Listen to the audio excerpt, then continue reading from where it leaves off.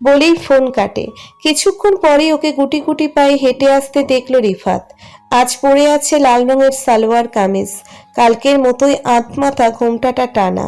পুরো বউ বউ লাগছে মেয়েটাকে। শোভা এসে ওর পাশের সিটে বসা অব্দি রিফাত ওকে দেখলো এক নজরে। ও বসতেই গাড়ি চলতে শুরু করলো। পথে কোনো কথা বলেনি রিফাত। ঘন্টাখানেক গাড়ি চালিয়ে থামলো একটা নদীর ধারে। বাঁধানো ঘাটে কয়েকটা নৌকা বাঁধা, আর আছে পানির উপর ভাসমান কয়েকটি খাবারের দোকান। রিফাত ওকে নিয়ে একটা খাবারের দোকানে বসলো। জায়গাটা সুন্দর না? এটাকে বলে মিরপুর বেড়িবাঁধ, আর এই নদীর নাম তুরাগ। শোভা মুগ্ধ হলো আশেপাশের দৃশ্য দেখে। ঢাকাতেও এমন জায়গা আছে সেটা কাল আর আজ না আসলে জানা হতো না তার। বলতে গেলে ঢাকার কিছুই চেনে না ও। কোথাও বেড়াতে যায়নি এতদিন। গণ্ডির বাইরেই প্রথম পা রাখা। সেই হিসেবে নতুন এই পৃথিবীর খোঁজ পাচ্ছে সে। শোভা মুগ্ধতা নিয়ে শান্ত স্নিগ্ধ পরিবেশটা দেখে। তুমি কাল বলেছিলে না নদীর পাড়ে বসতে তোমার ভালো লাগতো, তোমার সেই জন্যই এখানে নিয়ে আসলাম। ভালো লেগেছে না? শোভা মাথা দোলায়। সুন্দর জায়গা। ঢাকায় এমন জায়গা আছে জানতাম না। এসব জায়গা আমরা বন্ধুরা মিলে খুঁজে বের করেছি। এরকম আরো অনেক জায়গাগুলো চেনা আছে আমার। তোমাকে নিয়ে সেসব জায়গায় যাব। এক এক দিন এক এক জায়গায় বেড়াবো। শুধু ঢাকা কেন, আমরা সারা দেশ ঘুরে বেড়াবো। তুমি শুধু বলবে মুখ ফুটে কোথায় যেতে চাও। রিফাতের কথাগুলো বুকের গহীনে যেয়ে আঁচড় কাটে। এই ছেলে কি তাকে নিয়ে বেশি ভাবছে? এত তাড়াতাড়ি এতটা অ্যাচিভমেন্ট কি ভালো? ভয় লাগেছে। কাল বাবা আমাকে ডেকে কি বললো জানো? কি? বাবা চায় আমি যেন তার অফিসে বসি, কিন্তু ওরকম ধরা বাঁধা কাজ আমার ভালো লাগে না। কন্টেন্ট বানাই, ভিডিও বানাই, ওসবই ভালো লাগে। যা ভালো তাই করুন। তাছাড়া আপনার কন্টেন্ট বেশ ভালো, অল্প বয়সী ছেলে মেয়েদের জন্য উপকারী। রিফাত বিস্মিত হয়ে শোভাকে দেখল। তুমি আমার ভিডিও দেখো? দেখি। দেখবো না কেন? অনেক আগে থেকে ফলো করি আপনাকে। রিয়েলি? আমার বিশ্বাস হচ্ছে না। রিফাত সত্যিকার অর্থেই হতবাক। তার মানে প্রথম দিন শুরুতেই তুমি আমাকে চিনে ফেলেছিলে, অথচ প্রিটেন্ড করেছো চিনোনি। শোভা হেসে দিল। রিফাত চেঁচিয়ে উঠল। ও মাই গড, তুমি তো দেখছি সেই চতুর। আমি উল্টো তোমাকে বোকামে ভেবেছি। আচ্ছা, সেদিনের ঘটনা বলো তো, ওরকম ভাবে কেন এসেছিল অনুষ্ঠানে? বাবা কোনো কারণে রাগ হয়ে বাসা থেকে বের করে দিয়েছিলেন। কোথায় যাব ওই সময়? কানি যাব দেখে সাথে করে নিয়ে গেছিলেন। ওখানে যেয়ে বুঝলাম ভুল করে ফেলেছি। অমন পোশাকে ওখানে যেয়ে উল্টো আরো ঝামেলা হয়েছে। সবাই ঘুরে ঘুরে আমাকে দেখছে। কি বাজে অবস্থা। আর হোস্টেলের সামনে নেমে যাওয়াটা, ওটা কি ছিল? শোভার মুখে দুষ্টু হাসি। আপনি যেমন নাছোড়বান্দার মতো পেছনে পড়েছিলেন না, না নেমে উপায় ছিল? কোনোভাবে বাবা আপনাকে দেখলে আমার কি হতো তাই বলুন। চিরতরে ঘর থেকে বের করে দিত না? রিফাত হো হো করে হাসল। তুমি পিচ্ছি হলেও মাথায় বুদ্ধি রাখো বেশ। আমি তো পরের দিন হোস্টেলে গিয়ে বোকা বনে গেছি। হোস্টেলের দারোয়ানকে তোমার কথা বললাম, সে আর চেনে না। বলে এই নামে কেউ থাকে না। আমি তো কিছুতেই বিশ্বাস করি না। পরে এন্ট্রির খাতা দেখে শিওর হলাম তুমি আমাকে বোকা বানিয়েছো। এর আগে এমন ঘটনা আর ঘটেনি আমার সাথে। প্রচুর বিস্মিত হয়েছিলাম। শোভা মিটমিটিয়ে হাসছে। রিফাত জানতে চাইল। একটা জিনিস বলো তো, নামটা মিথ্যে বললে কি করে? ওটা কি তখনই মাথায় এসেছিল? একদম যে মিথ্যা তা নয়। দাদি আমাকে মেঘা বলে ডাকতো। গায়ের রং একটু ময়লা তো তাই। রিফাত কিছুক্ষণ শোভার মুখের দিকে তাকিয়ে রইল। তারপর ক্ষীণ কণ্ঠে বলল, আমার কিন্তু নামটা পছন্দ হয়েছিল। কেমন রোমান্টিক একটা ভাব আছে নামের মধ্যে। তাছাড়া তোমার সাথে এই নামটাই যায়, অভিজাত্য আছে নামটায়। তুমি যদি কিছু মনে না করো, তাহলে তোমাকে আমি ওই নামটাই রাখতে চাই। শোভা মনে মনে চমকে উঠল। একটা মানুষের সাথে ভাবনায় এতটা মিল কিভাবে সম্ভব? মেঘা নামটা তার নিজেরও বেশ পছন্দ। সে নিজেও নামটা নিয়ে ঠিক এমনটাই ভাবত। আজ রিফাতের মুখে এরকম ব্যাখ্যা শুনে অবাক লাগছে। ডাকতে পারেন।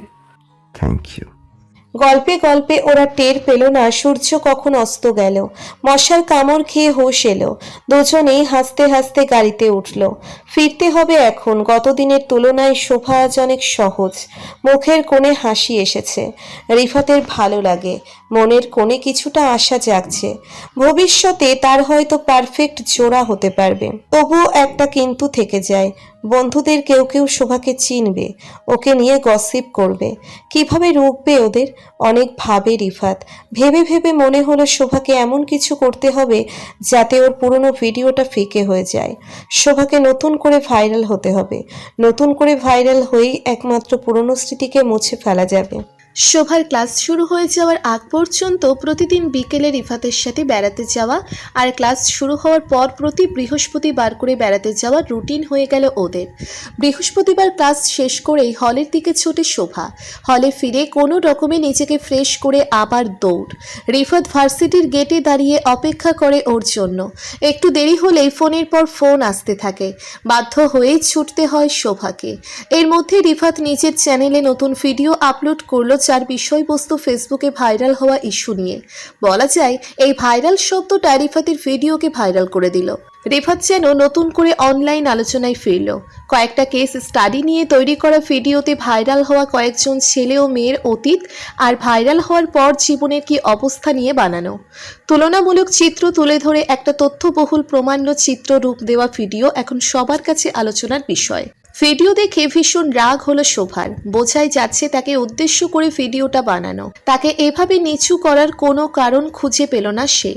শোভা বুঝে পাচ্ছে না রিফাত আসলে কি চাচ্ছে। সে তাকে মোটিভেট করতে চাচ্ছে নাকি তাকে পুনরায় আলোচনায় আনতে চায়। 2 দিন গুম হয়ে রইল শোভা। ফোন বন্ধ করে বসে থাকলো। এদিকে রিফাত শোভাকে ফোন দিয়ে দিয়ে পাগল হয়ে গেছে। ছেলেটা শোভার প্রতিক্রিয়া পাওয়ার জন্য অস্থির হয়ে গেল, কারণ ভিডিওটা ওর জন্যই বানানো। ওর রিভিউটা গুরুত্বপূর্ণ তার কাছে।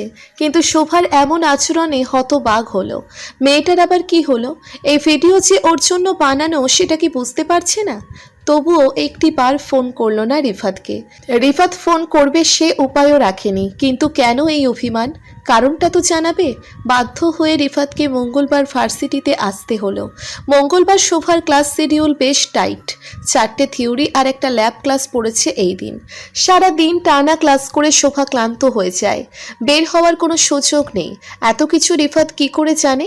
রুটিনটা ওকে মেসেঞ্জারে পাঠিয়েছিল বলেই জানে। তবুও আজ রিস্ক নিতেই হলো। শোভার সাথে কথা বলা জরুরি। ও কি ভাবছে সেটা জানা আরও জরুরি। রিফাত মাথায় ক্যাপ আর গালে আলগা দাড়ি লাগিয়ে নিজেকে যথেষ্ট আড়াল করে শোভার ক্লাস থেকে ফেরার পথে দাঁড়িয়ে আছে। যেহেতু ফোন বন্ধ, এছাড়া আর উপায় নেই কোনো। রিফাত কয়েকবার করে ঘড়ি দেখল। এতক্ষণে চলে আসার কথা শোভার, কিন্তু আসছে না কেন? অস্থির পায়চারি করে রিফাত। অবশেষে ম্যাডামকে আসতে দেখে হাঁপ ছাড়ে। চেহারা মলিন হয়ে আছে শোভার। মনটা খারাপ নাকি মেয়েটার? পাশ দিয়ে যাওয়ার সময় রিফাত ওকে ডাকলো। মেঘা, আমি তোমার সাথে জরুরি কথা আছে, সোজা হাঁটতে থাকো। আপনার সাথে কোনো কথা নেই আমার। শোভা হাঁটতে হাঁটতেই জবাব দিল। রিফাতকে সে আগেই চিনেছে, তবুও থামেনি। কিন্তু কেন? আমার অপরাধ কি? ফোন বন্ধ রেখেছো 2 দিন ধরে, বাধ্য হয়ে আজ আসতে হলো। আপনার সাথে কথা বলবো না বলেই ফোন বন্ধ রেখেছি। আর অপরাধটা কি সেটা আপনি ভালোই জানেন। রিফাত অসহায় চোখে মাথা নাড়ল। সত্যি জানি না কেন তুমি এমন করছো। প্লিজ চলো কোথাও বসে কথা বলি। আমাকে বলো কি করেছি আমি। বললাম না আপনার সাথে কথা নেই, চলে যান আপনি। শোভার রাগী কণ্ঠে কথাগুলো বলে আর দাঁড়ায় না। রিফাত দৌড়ে ওকে ধরল। আচ্ছা বুঝেছি, ভালো মতো বললে তুমি আসবে না। এখন আমি চেঁচাবো, সিন ক্রিয়েট করব, সবাই জানতে চাইলে বলবো তুমি আমাকে কষ্ট দিচ্ছ। ভালো হবে? শোভা দাঁড়িয়ে গেল। মিথ্যে কথা কেন বলবেন? তাহলে সত্যিটা বলি, বলি যে তুমি আমার বউ, চলবে? শোভার গাল রক্তিম হলো, চোখ দুটো লাল, দাঁতে ঠোঁট চেপে রাগ সামলালো। কথায় কথায় ব্ল্যাকমেল করা মোটেও ভালো ব্যাপার না। আমি তো করতে চাই না, তুমি বাধ্য করছো। আপনি সামনে এগোন, আমি আসছি। তুমি সামনে আমি পেছনে, পালিয়ে যে যাবে না তার গ্যারেন্টি কি? রিফাতের বলার ধরনে হাসি পেলেও হাসল না শোভা। উল্টে গম্ভীর দৃষ্টি হেনে সামনে এগিয়ে গেল। রিফাত মুচকি হেসে শোভার পিছু নিল। রিফাত এবার ওকে একটা চাইনিজ রেস্টুরেন্টে নিয়ে এলো। এক গাদা খাবার অর্ডার করে বসলো। শোভা বাধা দিল। এত খাবার কার জন্য? তুমি দুপুরে খাওনি, খিদে পেয়েছে না? আমি এখন খাবো না। আপনার কথা শেষ করুন, আমি হলে ফিরবো। রিফাত করুণ নয়নে তাকালো। আমিও খাইনি দুপুরে, ভাবলাম তোমার কাছেই আসবো, যেহেতু একসাথেই খাবো। শোভা কড়া কথা বলতে গিয়ে থামে। খাবার নিয়ে কাউকে কিছু বলা শোভন না। রিফাত ডাকলো ওকে। এবার বলো। মেঘার মনে মেঘ জমার কারণ কি? মেঘের গর্জন শোনাও দেখি। যেরকম শান্ত পরিবেশ তৈরি করেছ মনে হচ্ছে 10 নম্বর বিপদ সংকেত, যে কোনো সময় ঝড় শুরু হবে।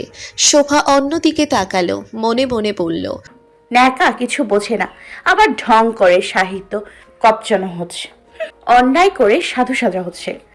শোভা চুপ থাকা দেখে অস্থির হলো রিফাত। কি হলো? কোনো গুরুম গুরুম আওয়াজ নেই কেন? আর কতক্ষণ মেঘ জমিয়ে রাখবে? এবার না হয় বর্ষণ হোক। রিফাতের কথার তালে অভিমান ফিকে হয়ে যাচ্ছে শোভার। সে তাড়াতাড়ি প্রশ্ন ছুড়ে দিল, নতুন ভিডিওতে কি বলেছেন এসব?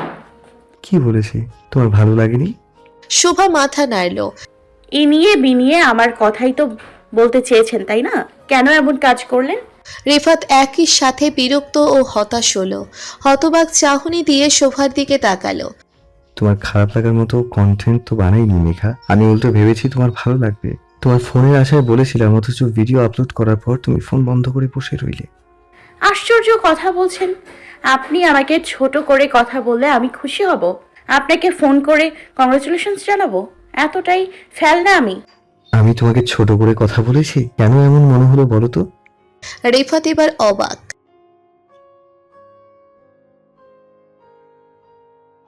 রিফাত কপালে হাত দিয়ে বসে থাকে। ওকে বলেছে আর এই মেয়ে কি বুঝেছে?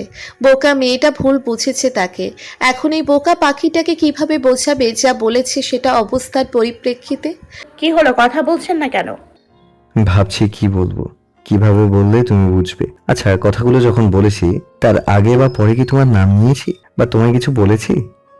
শোভা আবারও মাথা নাড়ে। তাহলে কেন মনে হলো কথাগুলো তোমাকে উদ্দেশ্য করে বলা? মোট 10 জনের উপর জরিপ করেছিলাম আমি। তার মধ্যে 7 জন কোনো রকমের পড়ালেখা করে। তারা টিকটক করে, ইউটিউবে ভিডিও বানায়, শর্টস বানায়। অনেক সময় সেগুলোর মধ্যে এমন কিছু দেখায় যেগুলো দেখানো উচিত না। আমি যা বলেছি তাদের উদ্দেশ্যে বলেছি। তোমার অতীতে কি হয়েছে সেটা তো আমি এখনো ক্লিয়ারলি জানি না। তোমাকে নিয়ে কেন কিছু বলবো? কেন জাজ করব তোমাকে? শোভা মুখ নিচু করে রইল। ক্রমাগত ঠোঁট কামড়ে যাচ্ছে সে। রিফাত যা বলছে তা কি সত্যি? সে সত্যি ভুল বুঝেছে রিফাতকে? শুরু থেকে এখন পর্যন্ত একবারও তোমাকে এসব নিয়ে কিছু বলেছি? না। তবে এই কয়দিন আমাকে দেখে কি মনে হয়েছে? তোমাকে হার্ট করতে পারি আমি? ছোট্ট করে জবাব দিল শোভা। রিফাত হাসল। এতটুকু বিশ্বাস করবে তো আমাকে? শোভা মাথা দোলায়। তাহলে খামোখা ভুল বুঝো না আমাকে। আমি কখনো কোনোভাবেই চাইবো না তুমি অন্যের কাছে ছোট হও।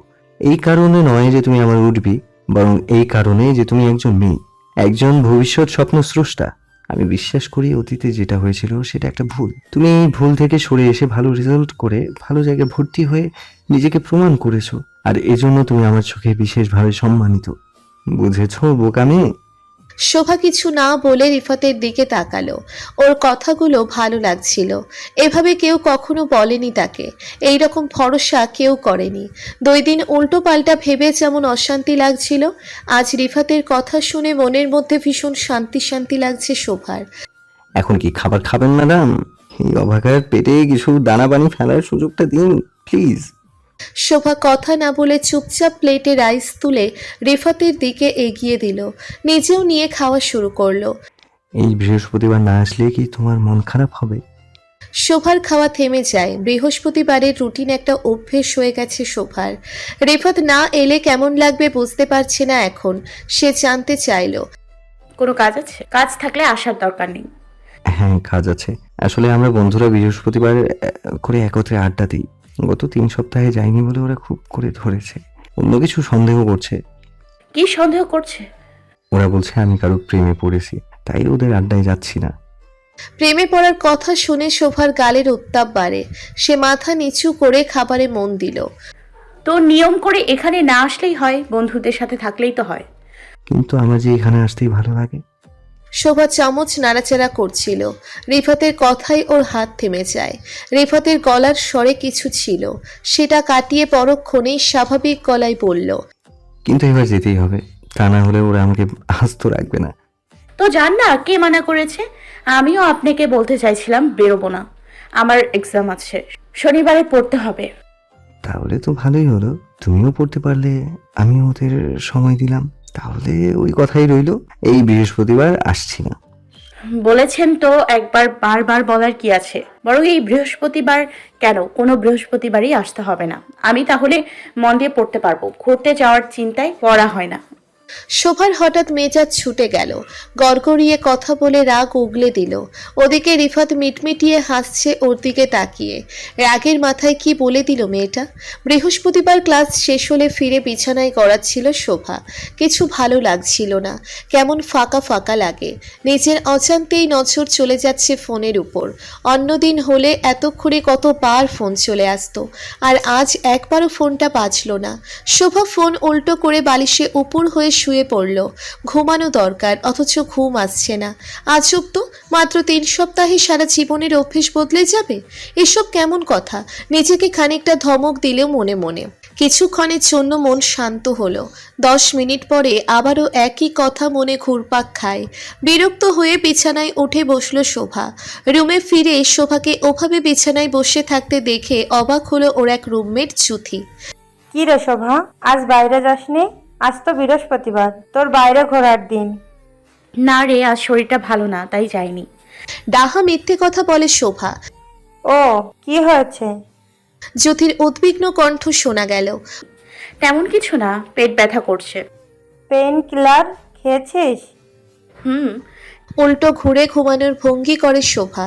কথা বলতে একদম ভালো লাগছে না তার, মন খারাপ হচ্ছে ভীষণ। ঘড়ি দেখেছে সে, সন্ধ্যা 7টা বাজছে। এতটা সময় গেল, একবারও রিফাতের ফোন এলো না, অথচ খুব দাবি করে তার কেয়ার করে। বন্ধুদের পেয়ে তাকে ভুলে গেছে। ঠিক আছে, বন্ধুদের নিয়েই থাকো। তোমার সাথে আর কথা বলবে না শোভা, তুমি 1000বার সরি বললেও না। এই শোভা পাচ্ছে, তোর জন্য একটা পার্সেল আছে। শোভার অন্য রুমমেট কণা এসে ঢুকলো ঘরে, হাতে একটা লাল র্যাপিংয়ে মোড়ানো পার্সেল। শোভা বিস্মিত হয়ে উঠে বসলো, হাত বাড়িয়ে পার্সেল নিয়ে উল্টে পাল্টে দেখলো। কোনায় ছোট করে শোভার নাম লেখা, এছাড়া আর কিছু লেখা নেই। কে তোকে পার্সেল পাঠাবে? কানি যাবো না তো? খোল তো দেখি কে কি দিল তোকে। কণা বলল। শোভা অনিচ্ছায় পার্সেল খুলতেই টকটকে লাল রঙের বাদামি শাড়ি বেরিয়ে এলো পার্সেল থেকে। জ্যোতি ছুটে এসে জামদানির শাড়িটি লুফে নিল। ওয়াও, কি সুন্দর শাড়ি! কে দিল রে শোভা? এই শাড়িটার অনেক দাম হবে শোভা, পুরো শাড়ি জুড়ে কি সুন্দর কাজ দেখেছিস? জ্যোতির কাছ থেকে কণা নিল শাড়িটা, নিজে গায়ে মেলে ধরল। শোভার নজর তখন অন্য কিছুর দিকে। বক্সে একটা চিঠি আছে, সেটাই খুলে দেখছিল সে। গোটা গোটা হাতে লেখা চিঠির ভাষা অনেকটা এমন। জানি তোমার অনেক মন খারাপ আজ বেড়াতে যেতে না পেরে, কিন্তু কি করব বলো, বন্ধুরাও তো জরুরি জীবনে। তবে না যে একদিকে ভালোই হয়েছে, আসলে মনে মনে এটাই এই সপ্তাহে প্ল্যান করেছিলাম। আজ না যেয়ে কাল সকালে যাব, সারাদিন বাইরে বেড়াবো।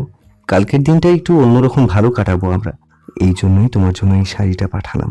এই শাড়ি পরে শার্প সকাল 8টায় ভার্সিটির গেটে দেখতে চাই তোমাকে। কাল আমরা দূরে কোথাও হারিয়ে যাব, 1 মিনিটও যেন দেরি না হয়। শাড়ি পরা তোমাকে দেখার জন্য আজ সারা রাত ঘুম হবে না আমার, রিফাত। শোভা অতি দ্রুত চিঠিটা লুকিয়ে ফেললো বালিশের তলায়। কণা আর চুথির দিকে তাকিয়ে রাগ লাগছে। ওর শাড়িটা দুজন মিলে টানাটানি করছে। কি করছিস তোরা? শাড়িটা ছিঁড়ে যাবে না? আশ্চর্য! দে আমার কাছে দে। শোভার হাতে শাড়ি গুছিয়ে দিয়ে কণা জানতে চাইল। কে দিয়েছে রে এই শাড়িটা? কানি যাবো, উনি পাঠিয়েছে।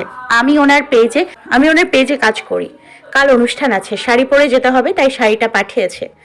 বাব্বা, এত দামি শাড়ি পাঠাবে তাই বলে?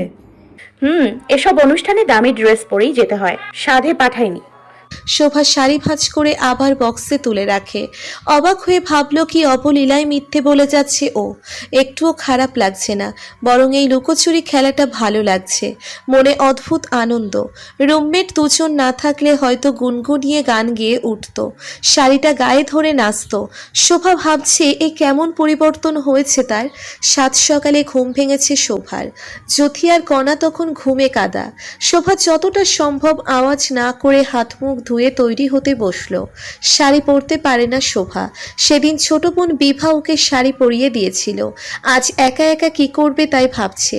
কয়েকবার করে ইউটিউবে শাড়ি পরার ভিডিও দেখে নিয়ে অনেকবার চেষ্টায় শাড়ি করলো।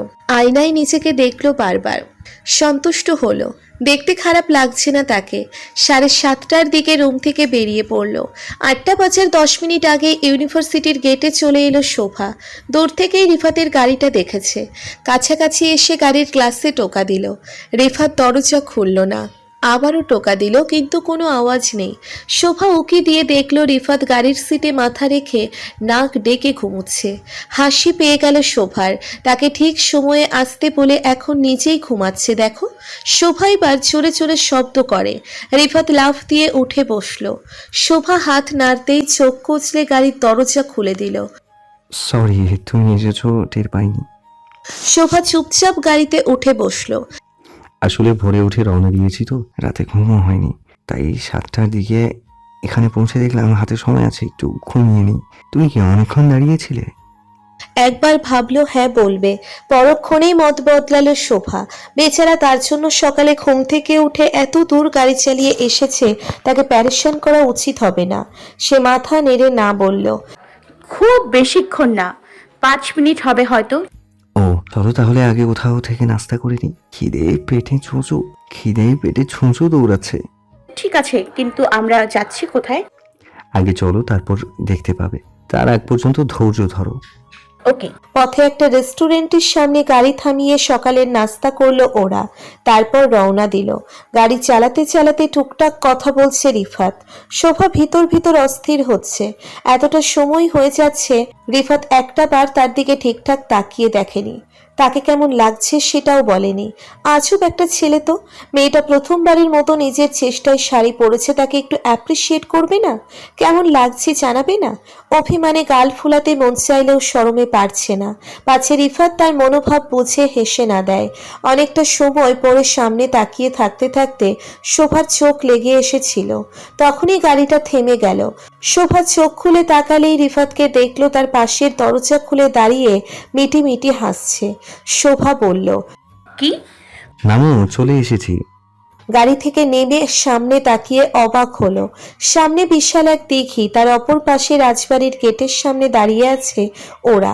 শোভা বিস্ময় নিয়ে জানতে চাইলো, কোথায় এটা? টাঙ্গাইল, মহেরা জমিদার বাড়ি। বেশ সুন্দর তো, আগে কখনো দেখিনি এরকম। ভেতরে চলো, আরো ভালো লাগবে। আরো দুটো দিঘি আছে ভেতরে, দিঘির পাশে বসার ব্যবস্থা আছে। তোমার লাগ যদি ভালো হয় তাহলে বৃষ্টি নামবে, তখন বুঝবে সৌন্দর্য কাকে বলে। শোভা বিনা বাক্যে রিফাতের পিছু নিল। হাঁটতে হাঁটতে মাঝে মাঝে চারপাশে মুগ্ধ দৃষ্টি বুলিয়ে নিচ্ছে।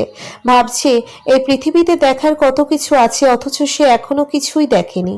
কিছু দূর এগিয়ে গিয়ে জায়গাটা দেখতে পেল শোভা। দিঘির উপর কাঠের পাটাতন দিয়ে বসার জায়গা তৈরি করেছে। ওপরে ছাউনি দেওয়া, দেখতে বেশ লাগছে। রিফাত এগিয়ে গিয়ে ডাকলো তাকে। এসো, এখানে আমি বসে চা খাই। আকাশে মেঘ জমেছে, বৃষ্টি নামলে এখানটায় বসে দেখতে কি যে ভালো লাগে। আপনি আগে এসেছিলেন? হ্যাঁ, বন্ধুদের সাথে। ও, মন খারাপ হলো শোভার। যে কোনো সুন্দর কিছু দেখার পর ওর যেমন আনন্দ হচ্ছে, রিফাত আগে দেখেছে সেটা ভেবে মন খারাপ হচ্ছে। দুজনের অনুভূতি তো মিলছে না। ও সবকিছুতে মুগ্ধ হচ্ছে, যেখানে রিফাতের হয়তো কেবল ভালো লাগছে।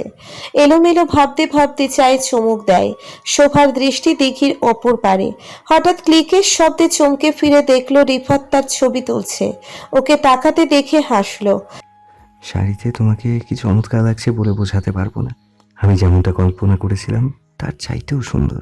আর এই যে মন খারাপ করে এদিক ওদিক তাকিয়েছিলে, একদম অন্যরকম লাগছিল। ছবি তোলার লোভ সামলাতে পারলাম না। দেখো তো নিজেকে চিনতে পারো কিনা। রিফাত মোবাইল এগিয়ে দিল শোভার দিকে। শোভা দেখলো আসলেই তার চেহারায় অন্যরকম মাদকতা খেলা করছে। নিজেকে চিনতে পারে না সে। রিফাত মোবাইল নিয়ে নেয়। নিজেকে এভাবে দেখতে হয় নাকি বোকামি? শোভা লজ্জা পেয়ে চোখ সরিয়ে নেয়। এখন বলো তো, মন খারাপ কেন করলে? এসব জায়গা আমি আগে দেখেছি, সেজন্য। শোভা আবার লজ্জিত হলো। এই ছেলে তার মন পড়তে পারছে কি করে? রিফাত ওর কাছে এগিয়ে এলো, মিহিস্বরে বলল, তুমি একটা জায়গায় যতবারই যাও না কেন, যদি ভিন্ন ভিন্ন মানুষদের সাথে যাও, তাহলে প্রতিবার সব নতুন করে দেখবে। আগেরবার বন্ধুদের সাথে এসেছিলাম, ওদের মতো করে দেখেছি। এবার তোমার সাথে এসেছি, তোমার মতো করে দেখছি। আগের বারের তুলনায় এবারে সবকিছু দ্বিগুণ ভালো লাগছে। কাজেই মন খারাপ করে কিচ্ছু নেই। রিফাতের কথা শেষ হতে হতে ঝমঝমিয়ে বৃষ্টি নামলো। আশেপাশে তারা ছিল, সবার মধ্যে ছোটাছুটি শুরু হয়ে গেল। কেবল শোভা আর রিফাত চুপচাপ বসে রইল ছাউনির নিচে, দুজন মুগ্ধ হয়ে বৃষ্টি দেখছে।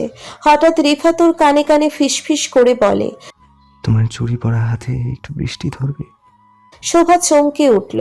ঠিক এমনটাই ইচ্ছে হচ্ছিল ওর মনে।